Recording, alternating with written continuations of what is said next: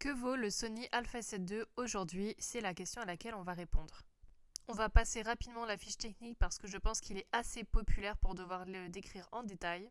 C'est donc un hybride plein format avec un capteur de 24 millions de pixels. Il est sorti en 2014 et je l'ai essayé avec son objectif de kit 1.28-70. Pour petite information, on a maintenant le Sony Alpha 7 V qui est sorti le mois dernier. Le boîtier seul, sans objectif, fait 600 grammes, donc pour ceux qui viennent des réflexes et qui espéraient avoir quelque chose d'un peu plus léger en passant sur de l'hybride, là ça ne sera pas le cas. Concernant la rafale, on est sur 10 images secondes, ce qui est suffisant dans 80-90% des cas et 80-90% de l'utilisation. Qui dit hybride dit viseur électronique et là je peux attribuer un bon point à Sony puisque j'ai essayé les entrées de gamme qui sont à peu près au même prix qu'on peut le trouver aujourd'hui, le Sony Alpha 7 II chez Canon, et les viseurs ne sont vraiment pas aussi bons chez Canon que chez Sony. Pourtant les hybrides d'entrée de gamme que j'ai essayés sont bien plus récents que celui-ci. Bien sûr, je préfère toujours les viseurs des réflexes puisque l'on voit directement ce que notre œil voit et on ne passe pas à travers un écran, mais ça, cette préférence est purement personnelle. Pour terminer, on est sur un écran qui n'est pas sur rotule comme on peut retrouver par contre chez Canon. Quand vous avez l'habitude, ça peut vous faire bizarre et vous pouvez avoir l'impression d'être limité. C'est uniquement à partir du Sony Alpha 7 IV que vous retrouvez ce fameux écran sur rotule. Au niveau du prix, je l'ai eu d'occasion pour 850 €, objectif compris. Je pense qu'en regardant bien sur Vinted ou Le Bon Coin, vous pouvez le trouver à moins cher que ce que je l'ai eu, ou bien regarder directement sur MPB pour boîtier nu, on l'a à peu près à 550 €. Allez, maintenant que je vous l'ai rapidement présenté, on va pouvoir passer directement au test. La prise en main est plutôt bonne, je n'avais jamais essayé de Sony avant celui-ci et franchement on s'y fait plutôt bien. Pareil pour le viseur, j'ai vu qu'il y avait beaucoup de points négatifs sur les menus. Alors j'avoue que moi ce n'est pas quelque chose qui m'a forcément dérangé. Alors oui, les menus Canon sont plus simples, mais honnêtement si la performance suit, je pense que les menus sont un petit peu le cadet de nos soucis.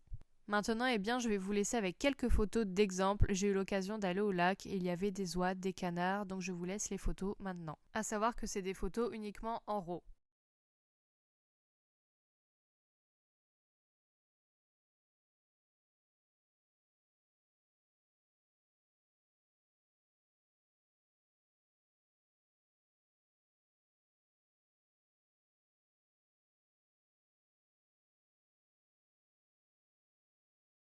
Là sur ces photos, évidemment, si les ailes du canard ne sont pas nettes, ce n'est pas à cause de l'appareil photo, mais bien mes réglages, ne vous inquiétez pas, il ne fait pas de photos floues. Juste ma vitesse d'obturation qui n'était pas assez élevée pour ce moment. Par contre, il y avait quelque chose dont je voulais parler, c'est l'autofocus. J'étais en autofocus continu, donc à peu près la même chose sur lequel je me mets sur mes réflexes. Ça ne porte pas le même nom, mais le principe est évidemment le même. Et je me suis retrouvée plusieurs fois à perdre le focus sur une seule et même rafale. Et pareil sur la fois où j'ai eu une nuée d'oiseaux, donc ça arrivait cette fois-là et aussi une fois avant. Et là, vous voyez, il n'a absolument pas fait le focus. Il n'a pas détecté les oiseaux et en plus, il n'a même pas fait le focus sur le fond. Il l'a vraiment fait nulle part. Mais par contre, à l'inverse, j'ai été étonnée de voir que dans un ciel, il arrivait à repérer les petits oiseaux qui étaient vraiment assez loin. Il faisait vraiment le focus dessus, les points d'autofocus étaient bien sur eux. Donc voilà pour l'autofocus, j'ai un peu l'impression que c'est qui tout double. Ensuite, je voulais vous poser une question puisque moi je n'ai pas la réponse, alors je mets un doute dessus. Je suis sortie environ 1 heure avec une carte SD de 8 Go et j'ai fait 130 photos. Alors en réalité, je m'étais mis en RAW plus JPEG puisque je voulais avoir mes JPEG rapidement sur mon téléphone. Donc je ne sais pas si j'ai 130 images sur ma carte SD ou en réalité 260. J'ai eu l'impression de remplir beaucoup plus vite ma carte SD que d'habitude. Alors est-ce que c'est parce que je me suis mis dans ce mode-là d'enregistrement ? Mais quand même, j'ai l'impression que 260 photos, ce n'est vraiment pas beaucoup pour une carte mémoire de 8 Go. Je souhaiterais ajouter qu'on est quand même sur une qualité similaire après comparaison des photos entre l'hybride et le réflexe. Et surtout, on a la même quantité de mégapixels, c'est-à-dire qu'on est à 24. Alors, est-ce que c'est parce qu'on est sur un capteur plein format que notre photo est plus lourde malgré qu'on ait la même quantité de mégapixels? Je mets un doute là-dessus. Alors, si vous avez la réponse, dites-le moi en commentaire parce que je n'ai pas la solution. Un autre point que je voulais soulever, c'était l'autonomie de la batterie. J'ai l'impression qu'elle a duré beaucoup moins longtemps que sur mon réflexe, alors j'étais un petit peu déçue. Et finalement, après vérification, c'est exact, le Sony Alpha 7 II prend environ 350 photos pour une batterie. A l'inverse, donc j'ai comparé à mon Canon 77D, on est à 600 photos, donc quasiment le double avec le réflexe. Je vous laisse la visibilité de mon écran avec tous les réglages pour que vous puissiez voir comment je fais mes photos. Et ça va peut-être répondre à certaines de vos questions directement. J'aurais quelque chose par contre à dire sur l'objectif. Alors oui, c'est un objectif de kit et attention, il me semble qu'on le trouve aux alentours de 150 € d'occasion, pareil sur MPB. Donc il est vraiment pas cher. Mais comparé à un objectif de kit du style un 18-55 qu'on peut retrouver en EF chez Canon, pour moins cher il me semble, je ne le trouve pas meilleur. Bien sûr, je ne vais pas vous conseiller d'acheter un objectif super cher pour mettre sur un Alpha 7 II, ça n'a aucun sens. Par contre, je vous conseille d'essayer de trouver un autre objectif que celui-ci parce que franchement, je ne suis vraiment pas convaincue. J'ai pourtant l'habitude d'utiliser principalement des objectifs de kit et celui-ci, j'ai été assez déçue. Vous pouvez essayer de chercher l'entre-deux, de voir pour une gamme peut-être légèrement au-dessus, pas forcément quelque chose qui va vous coûter des centaines de milliers d'euros. Je vous mets maintenant d'autres exemples de photos et celles-là ont été prises uniquement en JPEG.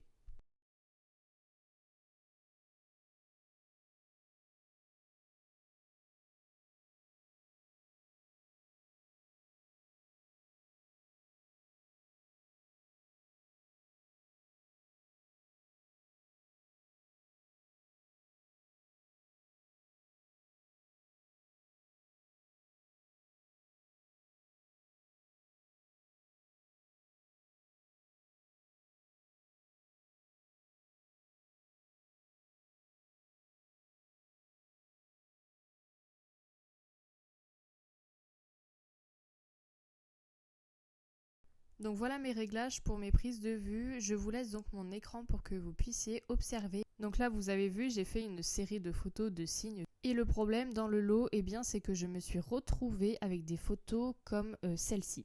Alors le Sony Alpha 7 II n'a évidemment pas la détection d'oiseaux ou même de sujets, il détecte uniquement l'œil. Je ne peux donc pas lui demander de détecter les signes, je me suis donc mis en mise au point centrale. Jusque-là, absolument aucune différence par rapport à mon réflexe, sauf que la différence a été que j'ai eu énormément de ratés. Et ce n'est même pas des ratés du style il a mal fait le focus ou il l'a fait un petit peu trop devant, un petit peu trop derrière ou il l'a fait ailleurs à côté. Non, c'est vraiment, j'ai complètement des photos floues. Là, vous voyez, j'ai une photo vraiment pas compliquée, j'ai un coureur qui est de dos et il a rattrapé uniquement la photo d'après. Sur ma première photo, mon premier tirage, il n'est pas bon. Et ce problème-là, je ne l'ai jamais eu sur mes réflexes et pourtant j'ai l'habitude de photographier des choses bien plus rapides, des choses en mouvement. Je fais de la photo animalière, de la photo sportive aussi. Enfin voilà, j'ai un gros doute sur l'efficacité de cet autofocus. Je vous mets une dernière fois des photos d'exemple qui sont toujours en JPEG et cette fois-ci ce ne sont pas des animaux, c'est du paysage, de la photo du quotidien. Ça va vous permettre peut-être de vous faire plus une idée de ce qu'on peut faire parce qu'il est vrai qu'on ne photographie pas des oiseaux tous les jours. Et j'ai envie de dire maintenant c'est à vous de vous faire votre idée. Le mot de fin que j'ai envie de vous dire c'est que finalement vous ne ferez pas réellement d'erreur en prenant un Sony Alpha 7 II.